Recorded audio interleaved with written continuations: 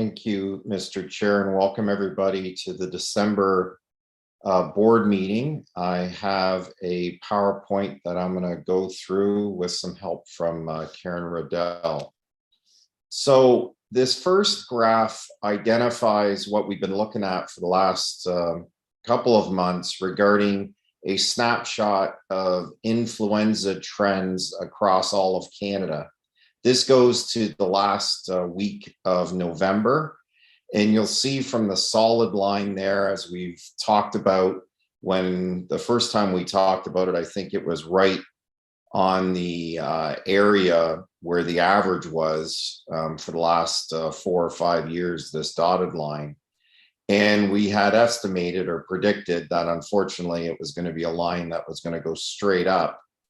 And the reason for that is this is very consistent with exactly what they saw in Australia, where the influenza season started earlier than normal, and it was a dramatic increase as compared to normal, meaning over the last few years in the impact. So sure enough, Canada and North America, for that matter, have followed suit. It's an earlier season, and it looks possibly to be a more dramatic or difficult season as compared to the ones in the past.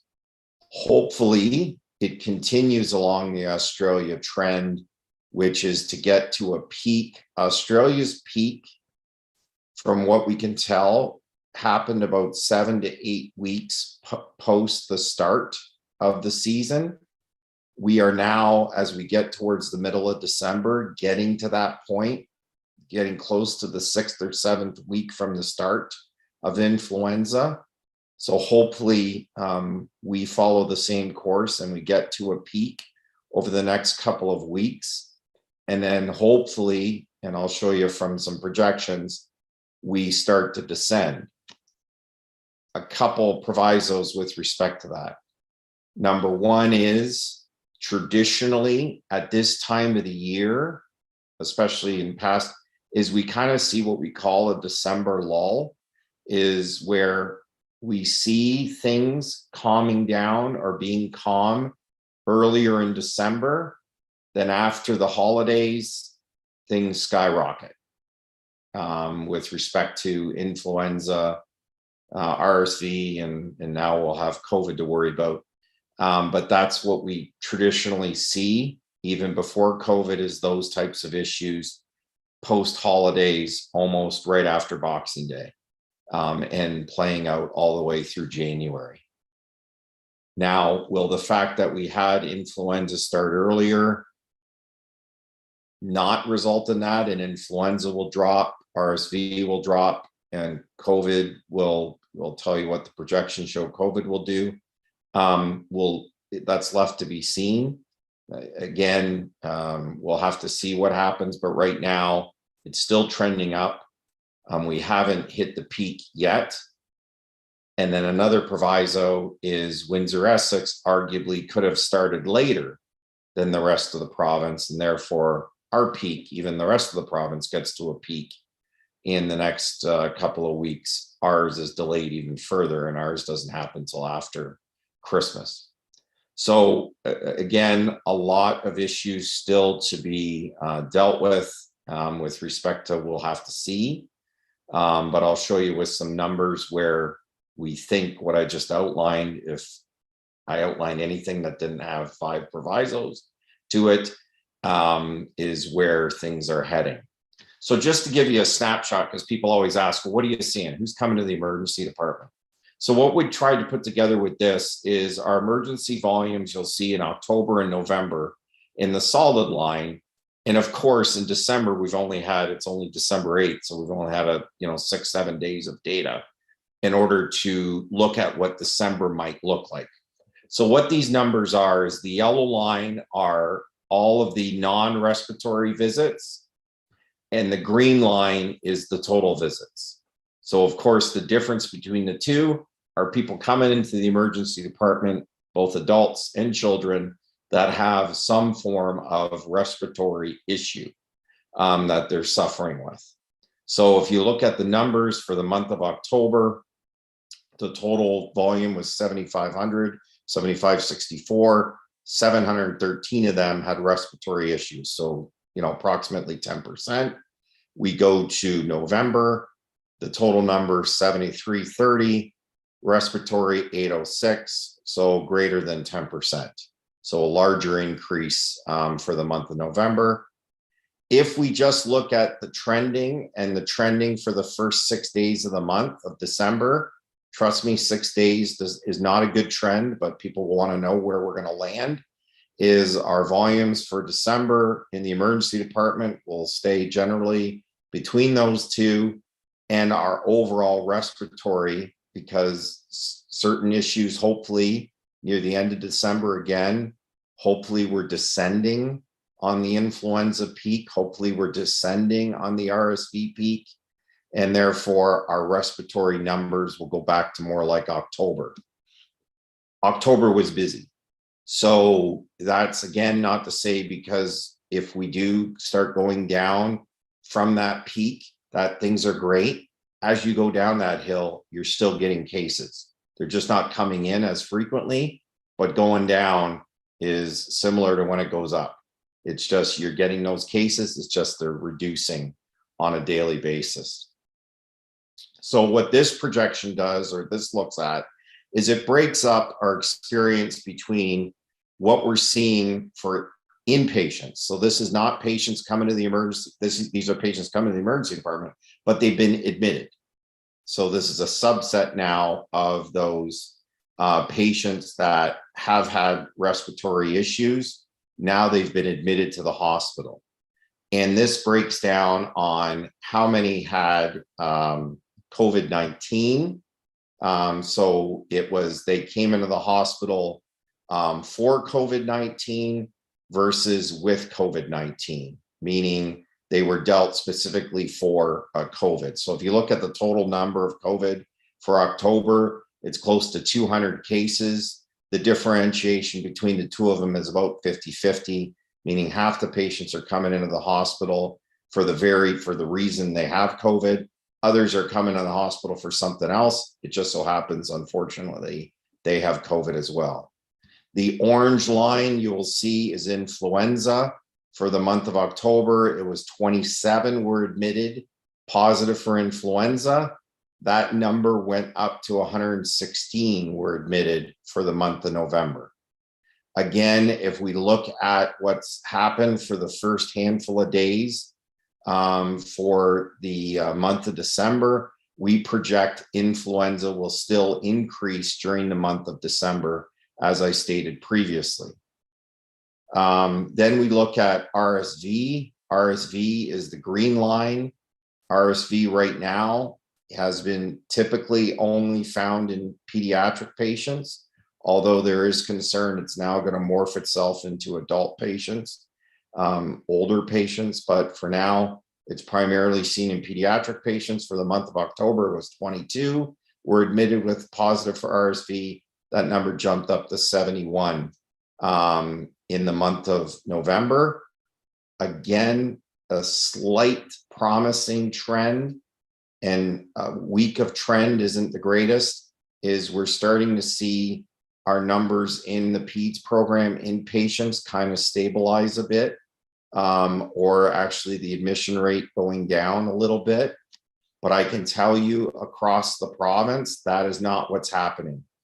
Just got off a phone call this afternoon. There's multiple calls a day with London, with Hamilton, and they were kind of seeing the same trend, and it just skyrocketed over the last 24, 48 hours. Our pediatric population and inpatients really bounces around on a given day with respect to how many patients we have admitted and how many are coming to the emergency department. It's very variable, and the concern is, will the holidays increase that variability when children are home and interacting with others, maybe more so in their family and in enclosed settings, etc. So again, these dotted lines are there as projections based upon a very short period of time to do the projections. But what we're seeing here is what the province is kind of projecting we're going to see provincially. Again, influenza increasing a little bit, RSV hopefully peaking and dropping, COVID continually going down or stabilizing. However, provincially, they're projecting COVID numbers will increase in January. People ask why. It's because it seems COVID is going to start hitting after the holidays when people get together. Also, interestingly enough, Australia, once they got through their influenza season, are now dealing with right now a spike in COVID cases. So they did the same thing as influenza hit, then COVID hit after influenza. So all the projections we're seeing is right now, influenza and RSV seem to be the viruses taking the majority of inpatient cases. COVID is dropping or stabilizing. That trend is going to switch where influenza and RSV drop and COVID increases. And the net number, unfortunately, looks like it's going to stay the same overall well into January. So snapshot, again, this is a snapshot at about 8 a.m. this morning, where we sit. These numbers, you might say, wow, that looks really good because we were at what, 115, 120%. So when we're at 102, 103, that looks a lot better. Well, that's not the number you want to be at. You don't want to be at 102, 103% capacity at any given time. And at the same time, our admit no beds, you might say, hey, we were seeing numbers 30. Now they're back to 18, 6 at Met, 12 at Olet. That's better. Yes, it is. But you don't want to have 18 admit no beds. Again, prior to COVID, if we had 3 or 4 admit no beds in the emergency department, that's where we were running. Now we're seeing this. You'll see Met, as stated, peds 15 out of 16 beds. We have the ability to increase that, of course, to 20, to 8 more, 24, sorry, 8 more, do the math, 24. So, and you'll see as of 8 a.m., 11 out of the 15 had respiratory mix of RSV and influenza. So that's why they're in there. I can tell you the 5-year-old who was in the ICU is no longer in the ICU, has stabilized and went back to the unit. And then we put the other numbers in the NICU and the ICU period at Met, 16 out of 22 in the NICU and 12 out of 19 in the ICU at Met. And then down to Olet is looking at, again, 15 out of 20 in the ICU, and the CCU is currently full.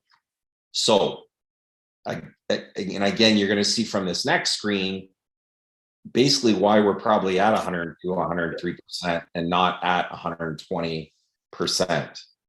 And it has to do with this next issue, which is the ALC for long-term care. So as of 10 a.m. this morning, we had 21 alternative level of care patients for long-term care. In total, the 21 have been in the hospital in total 281 days. So an average of 13 days per ALC for long-term care. I can tell you with the timing, like by the time a patient is identified for long-term care, there's like a 5-day grace period where the long-term care facility can work on accepting the patient. And then there's even a 5-day grace period for the family to make a determination of which home they want. So that kind of builds in 10 days. So to be 13 days per ALC for long-term care is pretty good. Is very good, actually, because flashback just to September of 2022, so just a couple of months ago, I reported we had 33 ALCs for long-term care, and they had a combined 913 days in the hospital. So they averaged 28 days for every ALC for long-term care. So again, a couple things have happened since September is number one, Bill 7 came into place. We have not had to issue a letter charging someone $400 a day. And technically, I haven't even signed off on the letter they would get. So we haven't even finalized what that letter would look like. Our goal is hopefully never to have to issue such a letter. However, we might have to. We'll see. But in the meantime, in talking to everyone on the ground with respect to this issue, what Bill 7 did was it has opened up the conversation between the family, home and community care, and our own frontline staff regarding what the options are, not only with respect to the long-term care settings on what homes are available, instead of being pigeonholed into we're going to pick 1, 3, or 5. It's here's what is available everywhere in the system. And at the same time, have a more fulsome discussion regarding, however, if you want to go home, these are the home and community care services we can provide for you in your quote normal home rather than going to a long-term care as your new residence. So that has resulted in these numbers coming down. And at the same time, also long-term care homes have been able to open up more capacity because some of the relaxations of the COVID rules regarding space and what it can be used for in a long-term care home. So again, if you just do the quick math here, you look at it, and technically we're saving 12 beds from September to now on a given day, and that 21 is actually pretty high. It's been down as low as 13, 12, 15. So that's 12 extra beds. If those 12 beds were occupied still by an ALC for long-term care, then those percentages would be going up. They would be back to 110%, 115%, our census. So as we've tried to indicate, the number of ALC for long-term care directly impact our census and how many beds we have available to take acute care patients, especially when you drop down to a combined 281 days. That means they're flowing. That means they're moving. That means once they're designated ALC for long-term care, they're going to the appropriate place. And that then frees up capacity for acute care patients to come up from the emergency department. And that's why the admit no beds number drops as well. So it's all tied together, and proof of the pudding's right there with respect to how this has helped us right now not have a crisis. As I stated, when Bill 7 came into place, we were asked, well, what's this going to avoid by doing this? And I said, if we don't do this, it's going to guarantee a crisis in the month of December. I'm not saying we're not going to have one, but what I'm saying is this at least gives us what we have right now, a little bit of quote breathing room in order to have some better flow from the emergency department into hospital beds.